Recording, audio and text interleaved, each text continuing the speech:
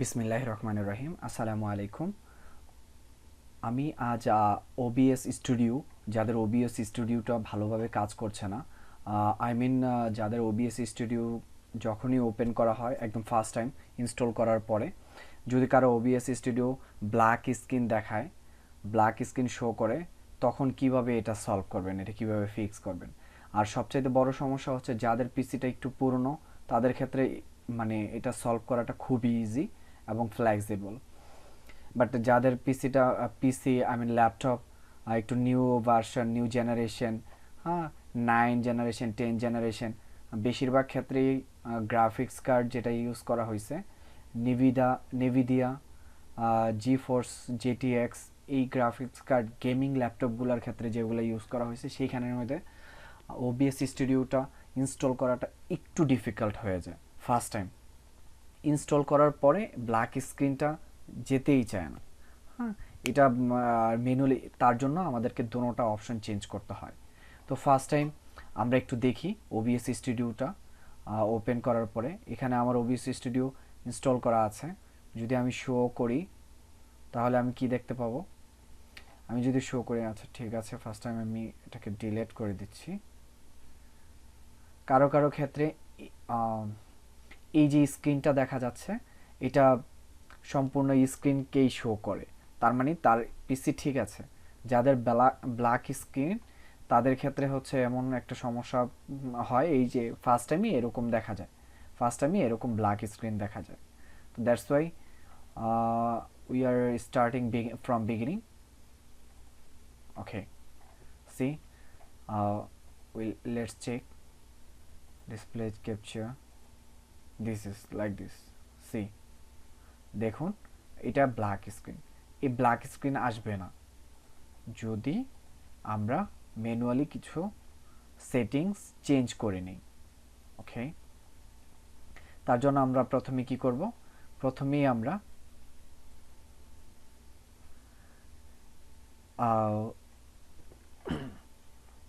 মাউসের রাইট বাটনে ক্লিক করব। মাউসের রাইট বাটনে ক্লিক করার পরে আমাদের দুইটা কন্ট্রোল প্যানেল আছে, একটা ডিসপ্লে সেটিং আর একটা নেভিডিয়া কন্ট্রোল প্যানেল। এই যে নেভিডিয়া কন্ট্রোল প্যানেল, এই নেভিডিয়া কন্ট্রোল প্যানেলে যে আমরা প্রথমে কি করব, যাদের নর্মালি ডিসপ্লে সেটিং থেকে গ্রাফিক্স সেটিং, আমার এখানে করা আছে, তো আমি এটাকে রিমুভ করে দিই। Okay, from beginning. Most of time এটা ইউনিভার্সাল অ্যাপ এটাই থাকে।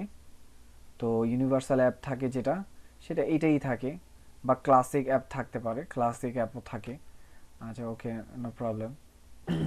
তো এইরকম অবস্থায় থাকে আর কি যখন ইনস্টল করা হয়, তো এই কারণেই তখন ব্ল্যাক স্ক্রিন দেখা যায়।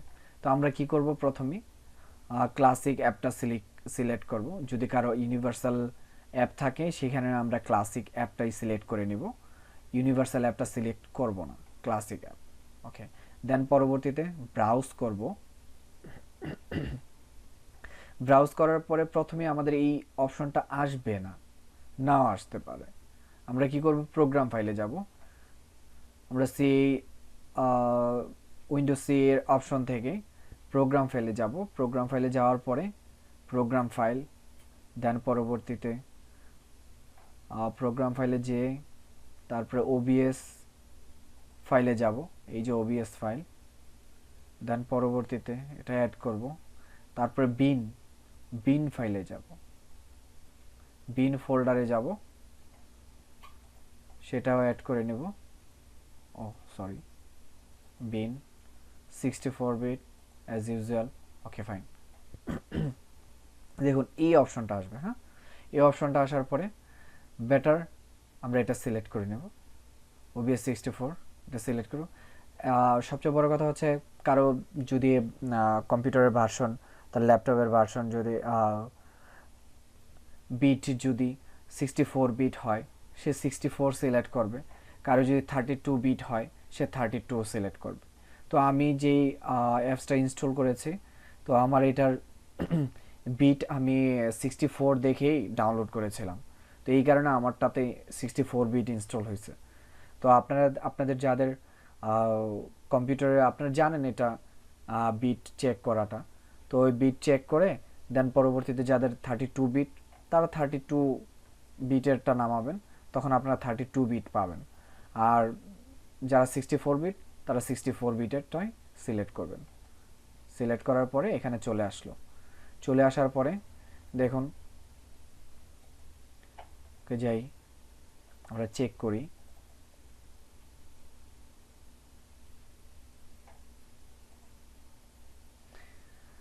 এখানে আমরা স্ক্রিন ক্যাপচার করব। স্ক্রিন ক্যাপচার করার ক্ষেত্রে ডিসপ্লে ক্যাপচার, যেটা ডিসপ্লে ক্যাপচার সিলেক্ট করব।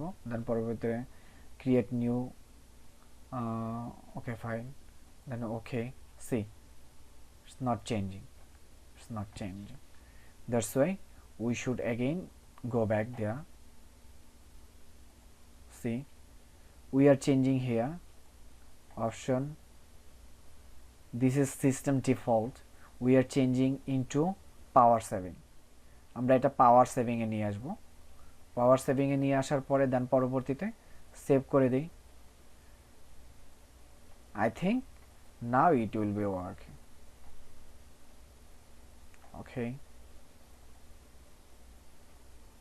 see, now it is working. If anybody's, যদি কারো এই অপশনটা কাজ না করে, ওকে ফাইন, আমার এইটা সিলেক্ট ছিল, দ্যাটস ওয়াই ওকে আমি এটা ডিলিট করে দিচ্ছি। ওকে ফাইন, নাও আমরা আবার প্রথম থেকেই সিলেক্ট করি, অ্যাড করি, ডিসপ্লে ক্যাপচারটা অ্যাড করি, display capture. Okay, see, you will find like this. Okay, now it will be working. Studio mode, see, like this. It will be working. If not working, যদি কাজ না করে তখন কি করবেন? যদি এই এতটুকু যাওয়ার পরেও কাজ না করে, তখন সেকেন্ড অপশন আপনাকে অবশ্যই যাদের কোরাই 5, কোরাই 3 কিন্তু গ্রাফিক্স কার্ডটা একটু up version, latest version, gaming laptop টাইপের, সেই ক্ষেত্রে জিফোর্স, জিটিএক্স, নিভিডিয়া এই সকল গ্রাফিক্স কার্ডগুলো ইউজ করছে, তাদের ক্ষেত্রে কি করতে হবে? তাদের ক্ষেত্রে এটাই করতে হবে, তারা ফার্স্ট টাইম যাবে, রাইট বাটনে ক্লিক করবে, নিভিডিয়া কন্ট্রোল প্যানেলে প্রেস করবে। নিভিডিয়া কন্ট্রোল প্যানেল প্রেস করার পরে কিছু সময় অপেক্ষা করবে। ফার্স্ট টাইম যারা হয়, আমার যেটা হয়েছে, ফার্স্ট টাইম এই অপশনটা আসে না, এই ম্যানেজ 3D সেটিংস এটা আসে না। ফার্স্ট টাইম এখানে আসে শুধু লাইক দিস, এমনটাই আসে, এমনটা আসে, বা জাস্ট সেটিংটাই আসে। হ্যাঁ, এটাও অনেকের আসে না। তো দেখা গেছে তখন কি করব? তখন আমরা এখান থেকে সেকেন্ড ম্যানেজ 3D সেটিংস এটা সিলেক্ট করব। সিলেক্ট করে দেন পরবর্তীতে আমরা কি করব? এই যে অপশনটা আসবে গ্লোবাল সেটিং এবং program setting, now we are changing program setting. Program সেটিংয়ে যাব। প্রোগ্রাম সেটিংয়ে যাওয়ার পরে আমার এটা সেট করা ছিল বিদায় এটা আসছে। আচ্ছা, যাই হোক, বাই দ্য ওয়ে আমরা কি করব? দোনোটা অপশনে চেঞ্জ করব। দোনোটা, যাদের একটাতে কাজ না হচ্ছে, যাদের ম্যানুয়ালি ভাবে ফার্স্ট টাইম যেটা ইন্টেল গ্রাফিক্স কার্ড চেঞ্জ করার পরেও যাদের ব্ল্যাক স্ক্রিনটা রিমুভ হচ্ছে না, যাচ্ছে না, ডিসপ্লে শো করছে না, তাদের ক্ষেত্রে অবশ্যই দোনোটা অপশন চেক করতে হবে। কারণ আমি এটার ভুক্তভোগী, আমি এইটার প্রবলেম ফেস করছি, আই এম ভিকটিম। আমি প্রবলেম ফেস করছি। দেন পরবর্তীতে এরকম ভিডিওগুলো আমি পাইনি বললেই চলে, আমি সার্চ করেছি, তবে পাইনি বললেই চলে। দেন পরবর্তীতে আমি দোনোটা অপশন চেঞ্জ করার পরে আমি দেখছি যে তারপরে আমার ডিসপ্লেটা কাজ করা শুরু করছে। তখন আপনারা কি করবেন? এই প্রোগ্রাম ফাইলে যাওয়ার পরে এখানে আমাদের যেই ইয়াটা এখানে দেখতে পাবেন না, তখন এডিট এইখানে আমাদের অলমোস্ট অন্য কিছু দেখতে পাবেন। তো অন্য কিছু দেখতে পেলে দেন পরবর্তীতে কি করবেন? এখানে আমাদের অ্যাড করা উচিত। তো অ্যাডের ক্ষেত্রে আচ্ছা, okay fine, letter I will do it. হ্যাঁ, এখানে যখন প্রেস করবেন তখন দেখবেন যে আপনার এখানে আমাদের যতগুলা ফাইল আছে, আপনার যত অ্যাপস আছে এখানে আমাদের শো করবে। হ্যাঁ, যত অ্যাপস আছে বলতে এখানে আমাদের যারা কিনা ভিডিও নিয়ে কাজ করে বা স্ক্রিন রেকর্ডার এই ধরনের যেগুলো কম্পিউটার রিলেটেড অ্যাপসগুলো আছে এখানে আমাদের এগুলো শো করবে।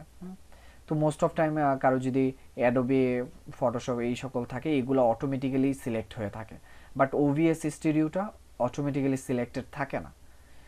অটোমেটিক্যালি সিলেক্টেড না থাকার কারণে দেন পরবর্তীতে আমাদেরকে এটা কী করতে হয়, সিলেক্ট করে নিতে হবে। ওভিএস স্টুডিও সিলেক্ট করে দেন পরবর্তীতে অ্যাজ ইউজুয়াল হ্যাঁ সবচেয়ে বড় জিনিস সেকেন্ড অপশন যেটা ইউজ গ্লোবাল সেটিংয়ের মধ্যে এই যে select the preferred graphics processor for this program, এই গ্রাফিক্স প্রসেসরের এই প্রোগ্রামটা হ্যাঁ আমাকে সিলেক্ট করতে হবে, মানে কোনটাকে অগ্রাধিকার দেওয়া হবে আমাদেরকে। এখন ব্যাপারটা হচ্ছে ইন্টিগ্রেটেড গ্রাফিক্স, যেটা ইন্টিগ্রেটেড গ্রাফিক্স এটা হচ্ছে normal, normal but high performance যেই সকল কাজগুলো যেমন গেমিং, হ্যাঁ এই সকল ক্ষেত্রে তা আমাদের ক্ষেত্রে কী করতে হবে, গেমের ক্ষেত্রে যারা ল্যাপটপে গেম খেলে থাকেন তাদের ক্ষেত্রে আমাদের হাই পারফরমেন্স প্রসেসর দরকার হয়। তখন এই হাই পারফরমেন্স প্রসেসরের কারণেই হচ্ছে নিভিডিয়া ইউজ করা হয়েছে এখানে। তো নিভিডিয়া আমরা তখন কি করব, মানে অনেকের ক্ষেত্রে এটা সিলেক্ট থাকে, আমার যেটা সিলেক্ট ছিল আমার এটাই সিলেক্ট ছিল, আমার সিলেক্ট ছিল use global settings auto auto select integrated. তো তখন আমার অটো সিলেক্ট থাকার পরও দেন পরবর্তীতে কাজ করছিল না, তখন আমাকে এইটা কি করতে হয়েছে, জাস্ট ইন্টিগ্রেটেড গ্রাফিক্স এই 3 নম্বরটা আমাকে সিলেক্ট করতে হয়েছে। 3 নম্বরটা সিলেক্ট করে দেন পরবর্তীতে এখানে আমাদের অ্যাপ্লাই অপশন আছে, অ্যাপ্লাই অপশন থেকে আমরা অ্যাপ্লাই করে নেব। wait some moments, okay now it's applying। হ্যাঁ তো ক্লোজ করে দিই। হ্যাঁ বোথ সাইডটা আমরা ট্রাই করব, দেন পরবর্তীতে ইনশাআল্লাহ আমাদের ওভিএস স্টুডিওটা must it will work, no problem. সালাম আলাইকুম।